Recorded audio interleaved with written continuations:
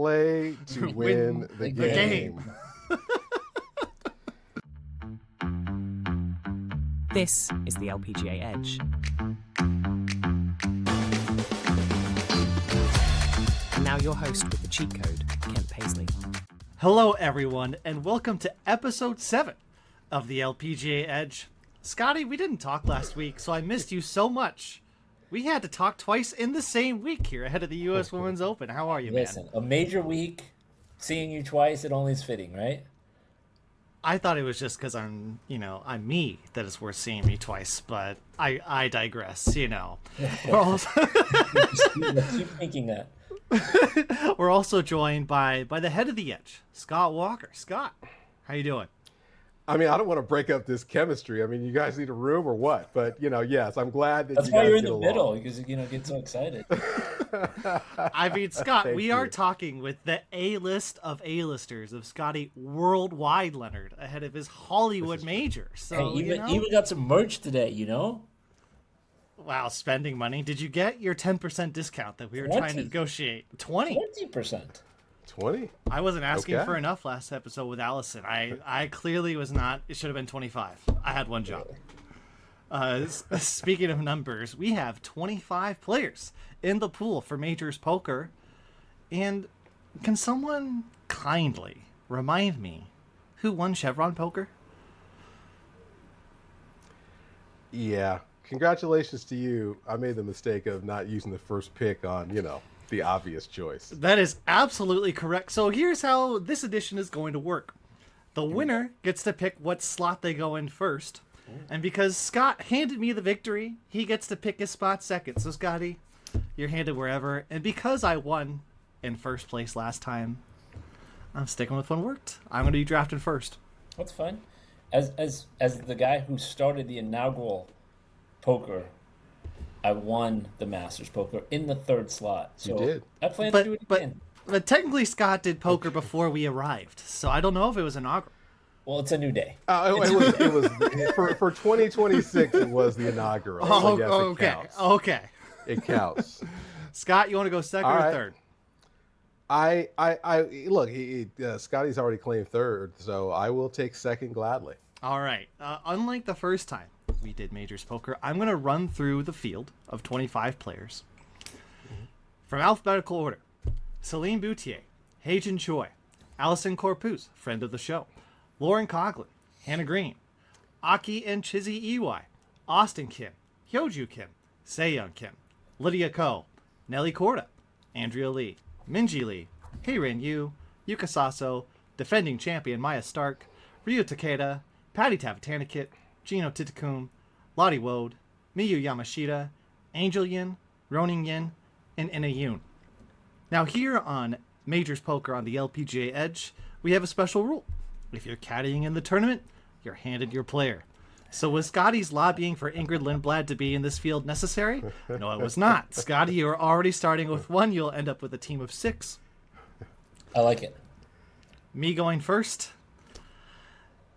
I'm going to give the reasons. I wonder who he's gonna pick. I'm going to give the reasons why I shouldn't make this pick. But yes, I'm taking Nelly Korda. All right, here's why I shouldn't draft Nelly. So what's cool with the U.S. Women's Open this week is they have a range tracker. You can look at every single shot players are hitting. But Conspiracy Kent putting his hat on. Nelly Korda's shots are not on the tracker. They posted her on social that she was on the driving range. So I don't know what's going on. And furthermore, as I was texting with Scottie, Nelly Korda hits a stock draw. What was the thing that she hit on the first tee in the one video that was posted? She hit a cut on the first tee. I don't know why. Tell me I'm wrong. It's a straight hole. Hit what you want.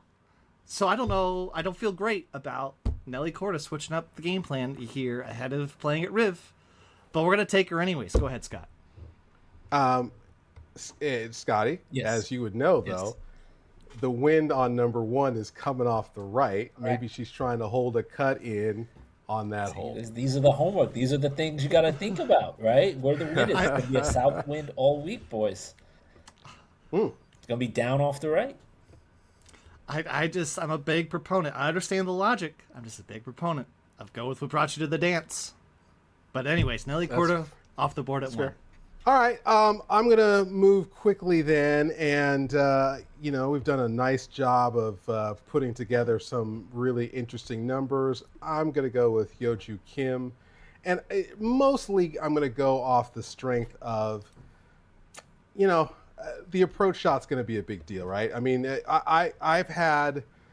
Just like Disneyland, about 40, 50 miles south of there is a minimum level of distance that you have to have off the tee to ride this ride. She qualifies on that bar, and obviously the way that she hits the ball, I think she's third tee to green in terms of strokes gained. I do think the approach shots are going to be critical. I don't know, Scottie. Do you think those greens are small? I think some of them are. Yeah, I think overall, for you, would describe it as a small green golf course. Yeah. Even the bigger greens almost feel like they're two separate greens, if you will. Like you need to be in the right quadrant. Like 6, you would almost count as 2 greens. Number 9, you would count as 2 greens. So the places that you need to pitch the ball and get the ball to stop are pretty small. Yeah. So I'm gonna take Yeoju Kim, and I'll feel pretty good about that. Scottie, you got 2 picks. We're sticking with snake order. I love this. Couldn't be more happier. So the first pick, I will take a California kid herself, Lydia Ko. I think this would bookmark a career for her. This is going to come down to making a lot of pars. There's no one short game that I like better off of funky grass that is Kikuyu. I think Paul has been here for a while. I think she's coming off the disappointment at Chevron. Paul, her caddy, obviously has done a lot of work, has worked on the PGA Tour, spent some time here. I really, really like Lydia. Outside of 13 and 5, it's pretty much a cut left to right golf shot, which Lydia loves to hit. And so I think she'll be able to control that little cut and play from a lot of fairways. Not worried about her length. I think she's straight enough to get it done. I like Lydia Ko. Then for my second pick, I will take the girl who is giving a speech at Wilshire Country Club about 30 miles up the road. Ooh. The queen of Los Angeles herself, Hannah Green. Think ball striking paradise. She loves this place. I like Hannah Green. Yeah, that would have been my next pick. She's won 3 of 4 of LA. It's almost disrespectful she didn't go in the first round. It's almost disrespectful she couldn't win in 25. There you go.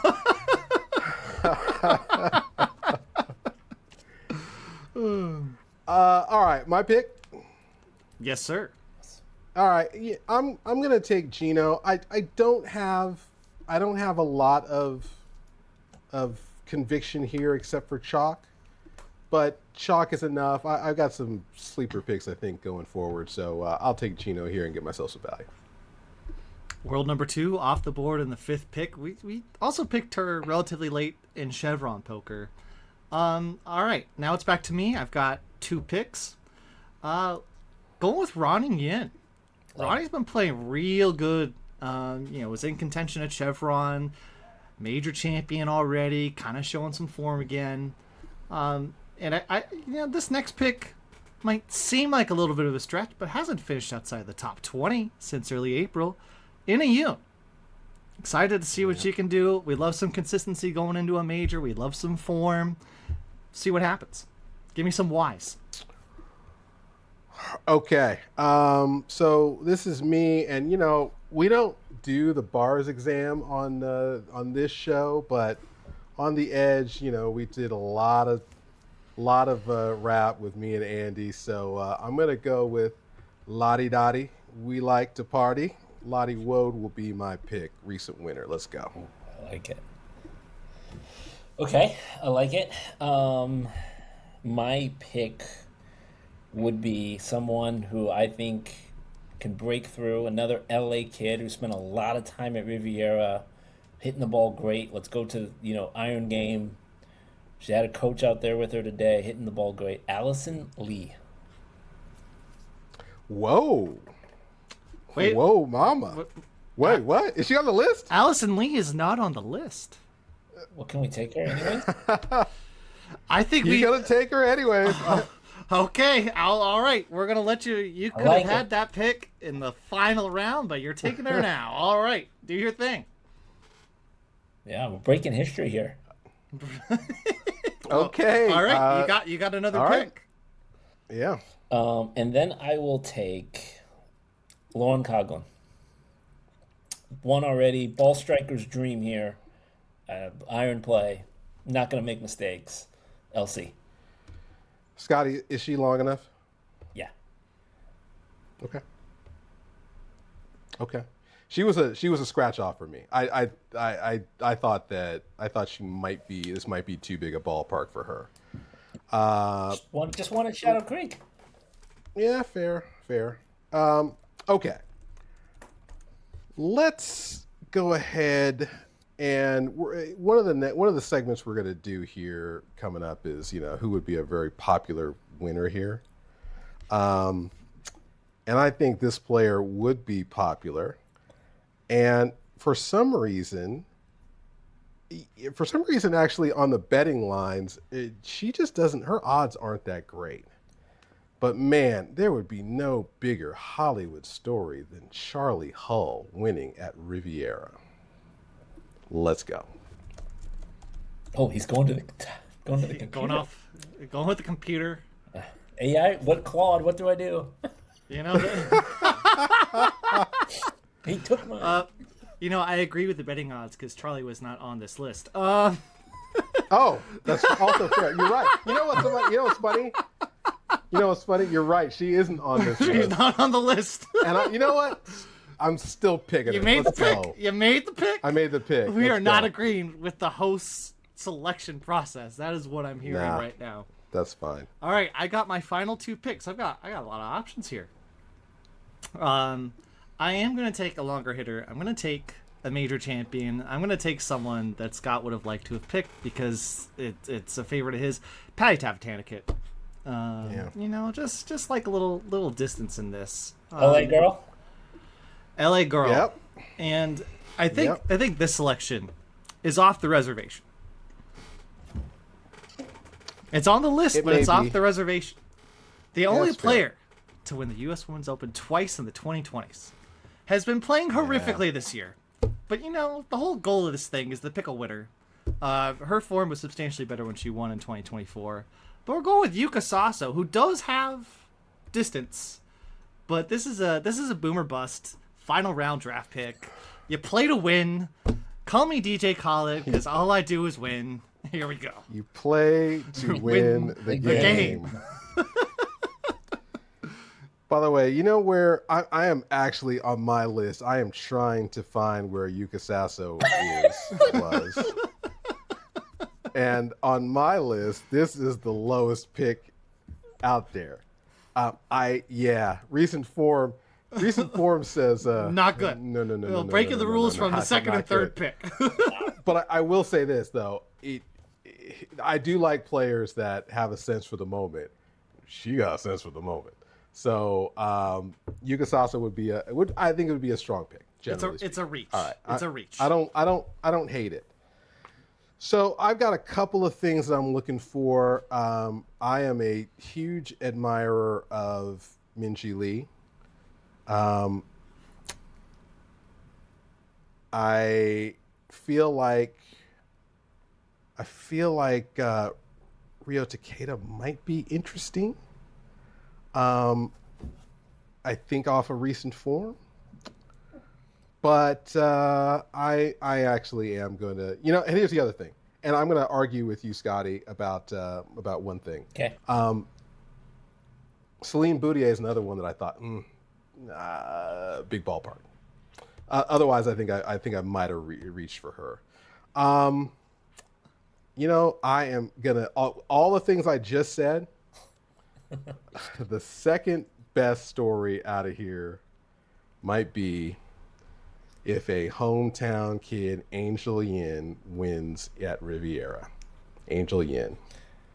That is my final pick. I love, what are the Riv members going to think about her wearing her Hacienda hat when she gets that? They're gonna have to make her remember. I mean, come on. But if it ends, look, I don't know how she's gonna putt, but if it ends up being a big ballpark scenario, she can play in that ballpark. So I'll take Angel Yin.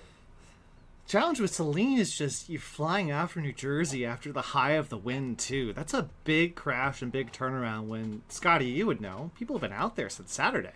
They have. At Riv. They have, yeah. But I mean, listen, nothing's no better way to prepare for a major than winning a tournament right before. Yeah, that's true too. Agree with Scottie, last selection. So who are you taking then? So I'm going to take someone that you probably not think's long enough, but I do think more important than length is going to be playing from the fairway and putting and lag putting. Is going to have a lot of 7-8 footers for par. There's no one I like that better than Yamashita. Another person that's gotten the job done in the moment on tough golf courses, back to the Open Championship. I like Moi Yamashita.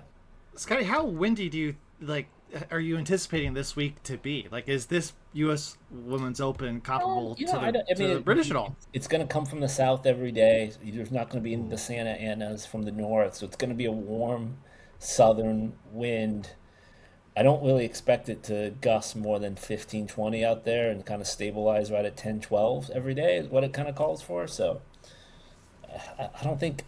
it will be a factor. Obviously, the ball's played in the air, but I don't think we're going to be adding 4 3-club wind. I think most you'll have is a 2-club wind places. Scottie, you got to tell me about your best Kikuyu story, because to me, I just think that I think that grass, I think some of those surrounds will make good players scratch their heads, and they'll make bad players want to quit and dive off the Santa Monica Pier. And so tell me, I mean, is it as challenging as I would expect it to be? Around the thing about Kikuyu, in my estimation, number one is you can't go through it, right? You can't bump through it. The ball's got to be played with the 60 degree and played in the air.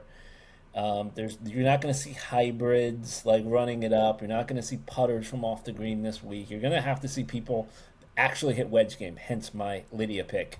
So the thing about also Kikuyu is it can sit up and you can have a perfect lie from the rough, or it can go down and you'd be absolutely no chance to advance it. So I think you're going to see a lot of different lies in the rough. You're going to you're going to hit the ball in the rough, and you're going to get 1 or 2 this week that are just nasty and going to go 40 yards no matter what. And that's, I think, the really tough thing about this grass is just it's so unpredictable of what it's going to do, and short games will be tested at the highest point this week. Like someone with a really good short game can save themselves. If you're missing greens and you don't have your wedges dialed in, you're going to see some ping pong potentially this week. Yeah. Scottie, this really goes against your prediction of 10 under winning that you had last episode. But with that said, I do think it's soft enough. And again, you always think it's going to be so hard, but you put the best 155 women in the world out there, someone figures it out and is going to shoot 5 under on Thursday. Someone's going to come out Friday morning and shoot 6 under. And then we'll see what the USGA does and go in with setup. But I don't think you can. To me, this place doesn't hold you back, because if you're hitting fairways, you can be somewhat aggressive. I also feel like the USGA, when it goes to a new venue, is relatively tame the first day. Like, they want to play it a little bit safer early on, just to make sure that pace of play is kind of met and whatnot, and then they might turn it up on Friday. Yeah. So I mean, and it's hard to kind of do that Thursday, or kind of hard to do that Friday and not Thursday, because the field plays at different times. So right. So I think that's why you'll see the up tee on 10, the drivable par 4 that everybody knows. You'll see that on the weekend. I think you'll see 8 moved up on the weekend to kind of give people a chance whether they want to go left or right into that fairway. Right now, when it's played from that back tee, I would say 70-80% of the people are going to play up the right, just because the left is so narrow and no one's really covering that bunker. So you'll have a lot more people going right. If that tees up, you can kind of send it over that left bunker, and now you kind of have more of a choice, which makes it interesting. Well, that's the wrap-up of our draft here. Kent's team, a.k.a. the winning team. Nelly Korda, Ronnie Yin, Ina Yoon, Patty Tavatanakit, and an admitted reach, Yuka Sasso. Scott Walker's team, Hyoju Kim, Gino Titakun, Lottie Wode, Charley Hull, For the story, an Angel Yin, Scottie Leonard, team of 6, handed Ingrid Lundblad a winner in Los Angeles already in her career. Lydia Ko, Lauren Coughlin, Hannah Green, Miyu Yamashita, and mom, Allison Lee. When we come back, we will have our Bill Simmons-esque topic. Each of our lists of the top 5 players whose victories would have the most impact on the LPGA Tour. The Edge lives on our website, which has all our content that gives you the cheat code. Find us on the web at golf.theedge.show or click the link in our show notes for your cheat code. Our second segment, previewing the U.S. Women's Open, kind of a Bill Simmons podcast style question. Who are the top 5 players who will win this week, would have the greatest impact on the LPGA, and in particular, its marketability? Each of us has our own separate list of 5 people. There was no comparison. There was no pool to draft from. So we'll start with Scott as it's number 5. If one of us has the same player, we'll jump in and say it. We'll debate the rank. We'll debate the order. We'll debate the magnitude of the impact. So Scott, lead the way. I almost thought that this should be number 1, but the unlikelihood of this happening makes this my number 5, and that would be Michelle Wie West. I had her at 2. If she were able to, you had her at 2. Had her at 2. Yeah, I mean, if she's able to even make the cut and play well on the weekend, it is an enormous story that will get onto morning shows throughout the next week. Michelle Wie West to me is 5. I had her at 2 for similar reasons you just mentioned, Scott, but also if she wins, I would imagine she'd come back. And I think she is one of the LPGA's most marketable players. She is playing in the WTGL, Yes. so you would be building off that. Of course, I think it'd be a miracle if she makes the weekend. No disrespect, it's just the state of her game. But if she somehow won, you're absolutely right. Like, Nelly interviewed with Access Hollywood today down in Riv. Imagine all the talk shows that Michelle would hit. She might even hit the talk shows if she makes the cut, quite frankly. But, she's got connections down in L.A. She's a very marketable name. I think that'd be an immense impact on the tour to bring her back for a couple of years. So back when, I used to actually do television, my agent at the time was asking, would you have any interest in doing the entertainment shows? And I was like, are you kidding me? And then, my guy Kevin Frazier gets Entertainment Tonight, and, he's driving whatever he wants to drive, living in L.A., having a good time, and I'm here talking with you, Yahoo. So, yeah, I probably should have pursued, standing at a red carpet and saying, what are you wearing? It's fabulous.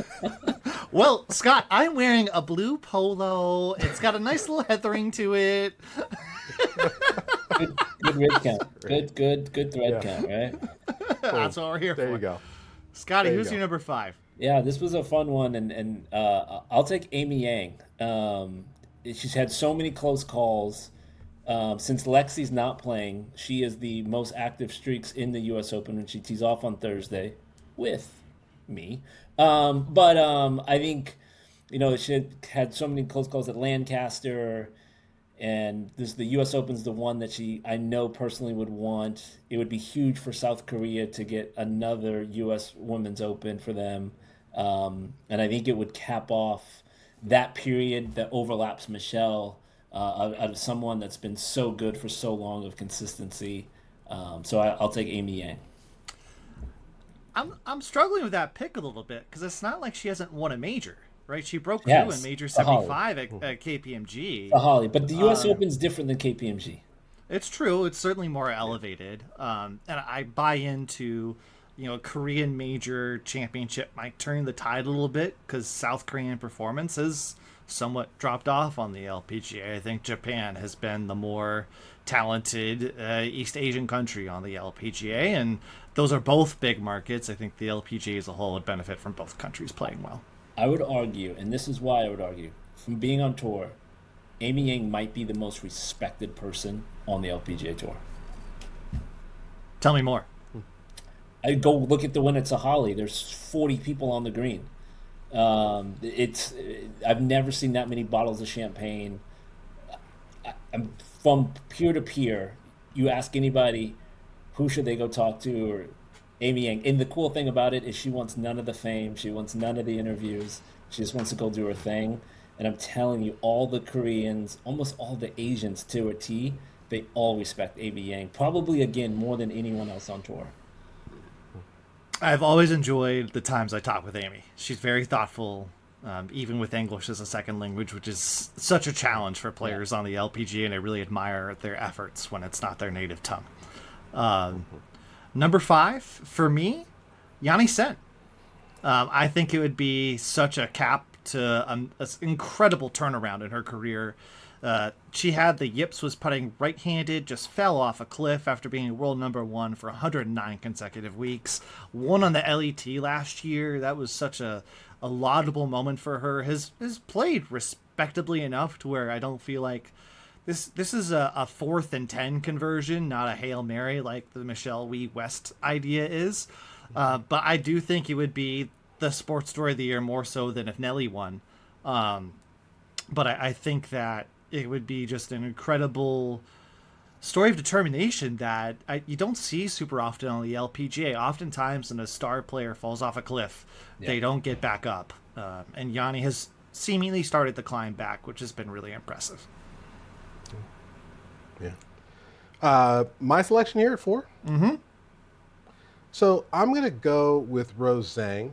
And do I think it's likely? I think it's possible, certainly. But the story of being able to not just break through early in her career with that win at Liberty National, but then to be able to graduate from college this year, go ahead and put that time in to finish off one part of her life, and then to be able to get back to the top in a professional life, I think would be a story that would resonate. So Rose Zhang would be my pick there, and not too far from where she grew up in Irvine as well.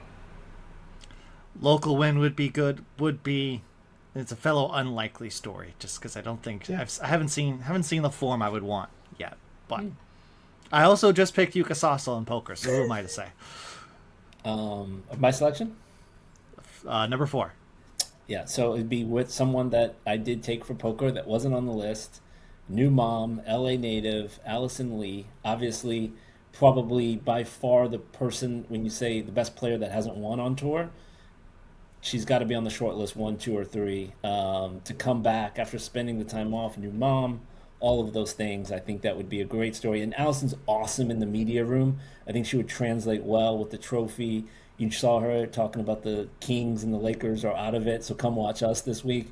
I think she just gets it. She's been around the block. She knows how to handle herself. I think that would be hugely impactful for the LPGA to have her win. To your point about Allison in the media room, she's pretty good at volunteering information to where you don't have to dig it out. Like I remember CME 2024, she was talking about like talking with someone to change her mindset.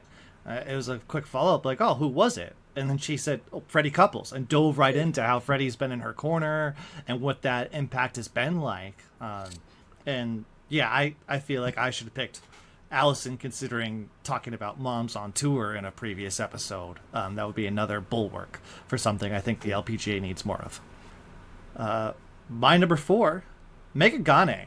Similar rationale to you, Scott. Mega is... That's your number 2. She's my number 2. Okay, yeah. Look at us trading 2s. Yeah, I think impressed in our backyard, Scott, at the Olympic Club in the final group on Sunday at the U.S. Women's Open as an AM. It coming in off of winning with Stanford, making her pro debut out in L.A. I think it would generate similar headlines to when Rose won in her pro debut, but yet obviously this is a whole separate tier in terms of it being a major. I'm not sure, given the history that Rose set as the first time to win their pro debut in the LPGA. But I also think it would spark a very interesting conversation about how college golf is starting to prepare players better for the LPGA. When I entered the arena in 2019, it seemed like you wanted to play on the JLPGA or KLPGA in order to succeed. And we're starting to see some AMs who've gone to college succeed a little bit more out there. And I'm not saying one's right or wrong, but it would be highlighting another path that might be more viable than we previously thought. Yeah, the thing about Mega is she ain't scared.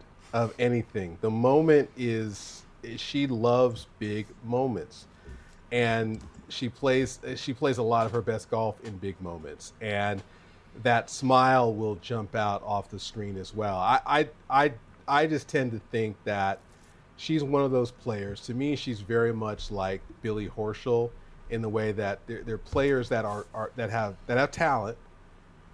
It's not world beating talent, but it is world beating confidence, and I think she reminds me of that. And I just think that you're going to find her in Solheim Cups, you're going to find her in places, and she's going to be the leader of a team, even if she is 35th on the money list, because it doesn't matter to her. The spot is what matters to her, and she's all about that.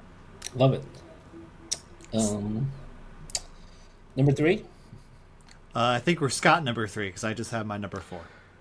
Sure. Okay. Well, let's go with a player that I picked in Majors Poker, and that would be Charley Hull. And I also had her at 3. I heard her at 2. Okay. We have consensus. First time. We have consensus. I think we all know what it is, right? I mean, if you want, I think women's golf, to try to get that everyman appeal, that John Daly appeal, or whatever you might want to call it, right? She's it. And not only that, I think she has the game to back it up. I think a win for her would put her in that place where she could actually carry some of that stuff that maybe Nelly Korda doesn't naturally want to do. She would do all those interviews, and she would be that person. And I think, again, she loves the spotlight. I would pick Charley Hull 3rd. I mean, I also had her 3rd. I think it's also part of the story too, right? The slow build-up, the success in the U.S. Women's Open in particular. To have a breakthrough major win here would be really helpful, and kind of a boon to the Solheim Cup too. Just to have a major European star win when you're heading over to Europe. She's already one of their better players, but to add to the resume a little bit, especially with the 2024 team's got a couple players who are having kids. Madeline Sagstrom this week is 7 months pregnant and playing. Georgia Hall just had a kid. And Scottie, I have an instinct that Madeline Sagstrom's on your list based on your reaction. No. Okay. Okay. He just has an affinity for Swedes. I get excited. You talking about the motherland of good old Sweden. Just briefly on Charley. Yeah, listen, I think she's probably people that aren't inside the game just as popular as Nelly. When you talk about women's golf, like Charley comes up. There's the reason why she did Under the Umbrella with Kara Dixon earlier at Augusta. She's almost probably a spokesperson for European women's golf, if you will, of the beat of that Solheim Cup team. She's been for so many and so many close calls. Definitely Charley, and she would do every media thing she's asked to do. She'd have a really good story with The Athletic. Gabby Herzig went over to her hometown in the off season and had a really good interview, which was nice to see her be that open and honest. Scottie, I think we're at your number 3. Number 3, because you had Charley at 2. Correct, and it's back to people that I picked to win. A career Grand Slam's not talked about a lot in golf. And there's someone that's checked off every box. But I think a U.S. Open would give her the Grand Slam of golf because remember, you only need 4. So that's Lydia Ko. And I think there would be nothing else for her to do in her career after she would win a U.S. Open. I think that's discussion of, is winning 4 or 5 majors really a career Grand Slam? Yes, absolutely. No, it's not. Well, Evian wasn't even a major. That's what screwed. How many years has she played it? It's been over a decade. Yeah. 15? Well, it's been a major since 2013, which is what screwed MB Park out of having the Super Slam because she won it the year before it became a major. Yeah. But yeah, I struggle with the Grand Slam thing, and Scott, it's cool to win for the 5 majors, but if you're saying there's 5 majors, the Grand Slam is winning them all. I don't care if there's 4. I don't care if it's 6. I don't care if it's 7. They've already decided it's 4. It's 4 out of the 5. I don't make the rules. Grand Slam's Grand Slam. Who's they? Mike Wan? Public consensus. Public consensus matters here, Scottie. I guess the LPGA has decided Yeah. that the career Grand Slam's 4 out of 5. I mean, look, I'm one that would always say that Tiger Woods is the best golfer I've ever seen. But if you want to know who the greatest golfer that's ever lived is, 18 is better, more than 15. 4 is not 5. All right? The numbers matter. Needless to say, Lydia is not on my list. All due respect to a fellow Bay Area resident, but Correct. It's a tough crowd here, man. it's a I tough guess guess. career Grand Slams means nothing to you guys. 4 out of 5 means something. 4 out of 5 means something. It's not wrong. Yeah, wake me up in France. So I only have my number 1 left on the list. Scott, I think you only have your number 1. Scotty, do you also only have your number 1 right now? I only have one left. Number 1. Okay. Scott, Can we say it together? Yes. 3, 3, 2, 2, 1. Nelly. Nelly Korda. Korda. Yay! We're really original. I mean, it's just true. It's just true. I mean, I think we need to talk about it. It just she is the staple of the game. Obviously, her dominant season coming back after a dominant 24. This is the home of LA. She's debuting the new LeBron shoes this week that he gifted her. When people think of golf right now, if they don't think of Charley, they think of Nelly. And I think this has a chance to set her star level. This is her Caitlin Clark moment, right? If she would bust through at Riviera, it has to be Nelly at number 1. I think if she wins, she's also a virtual lock to get into the LPGA Hall of Fame this year because she's 4 points away. You win the major, you get 2. She will basically have Player of the Year wrapped up winning 2 majors. Right. And then scoring average, okay. She could fall off a cliff, but if you win the U.S. Women's Open, you're almost halfway through the season, and she's already got a substantial lead. And to your point, Scotty, you're in L.A., you're in prime time, so you have a bigger TV audience to watch. And because Nelly's becoming a little bit more open, I think her personality is shining through a little bit more. I think we talked about that at Chevron when she's started to accept the torch and the responsibility, even though she's fought it for most of her career. And therefore, I think it'd be more likely that she would do the talk show circuit if she won that she passed on when she won Chevron in 2024. And it's great to see her do Access Hollywood. I know we talked about that a little bit before this. And it's moments like that grow the game, and it would further intensify how much money she'll get paid by the WTGL. Because then she's an automatic lock to have to be on that team. But she would also have a little bit more political power within that. You've talked before, Scotty, about Nelly's pushing for a mixed TGL. If she wins, her star power could bring enough leverage to the table to force that issue. I mean, to me, if she wins, what time is what time are they signing off on Sunday? Last tee time is will get you finished by what, 5 o'clock Pacific, 6 o'clock, something like that.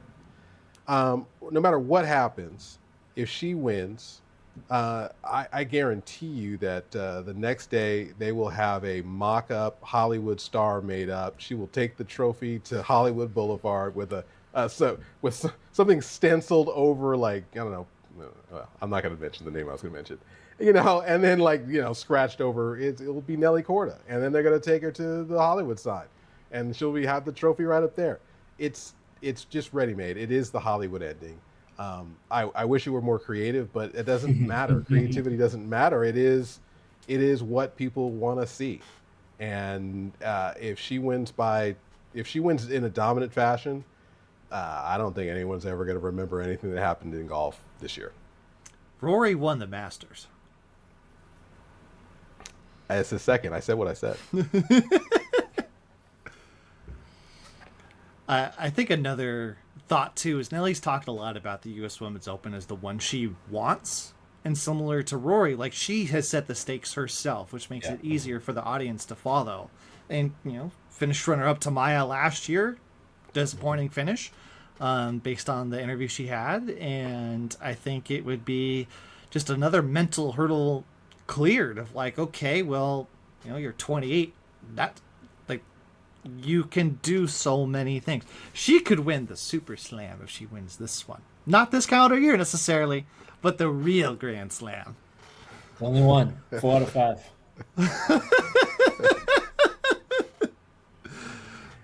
Hey man, I mean, do you drive around with 4 out of 5 tires in your car? No. Just 4? It's not just you don't keep a spare? Scottie, living life on the. This is the new definition of the LPGA edge. Scottie lives on the edge, no spare. I mean, just as long as I got 4 good ones, as long as you got 4 good ones, you're good. What else is there to leave on, guys? 4 out of 4, baby. You know the PSI of your spare? I know it'll work. It just needs to get me 10 miles. All it needs 10 miles. 45 miles an hour. That's all you need. Yeah. Let's go. That and my AAA membership. Here we go. A new sponsor, apparently. I love that. Fellas, this was really fun. I enjoyed the thoughts that we had on this second question. We set the stakes here. I do think this is Nelly's week, right or wrong. This is all about her. There's fun subplots. But if Nelly's not in contention over the weekend, I think the TV ratings will nosedive because she is the story. I think we did our due diligence here in honoring that. And Scottie, here's hoping that you're in contention with her on Sunday so we can watch you wave to the camera and just plug the LPGA edge when you're getting interviewed. 100%. Fellas, this was fun. Scottie, we'll chat after the U.S. Women's Open. And Scott, thanks for popping in. And I'm sorry that you're going to finish second again in poker. Whoa. It's he said third. So you're finishing third? I thought you were about to say that. I already declared I was a winner. So, I'm DJ Caller here. That's fair. Yeah, that's fair. Third time caller. again, big fan of the show. again. Thanks. The first time we all played, we all know who won. You can win on the men's side. This is the LPGA edge, so that podcast is not on our feed. It doesn't count. It's kind of like your I'm sitting right here. I'm sitting right here. All right. Before I get fired.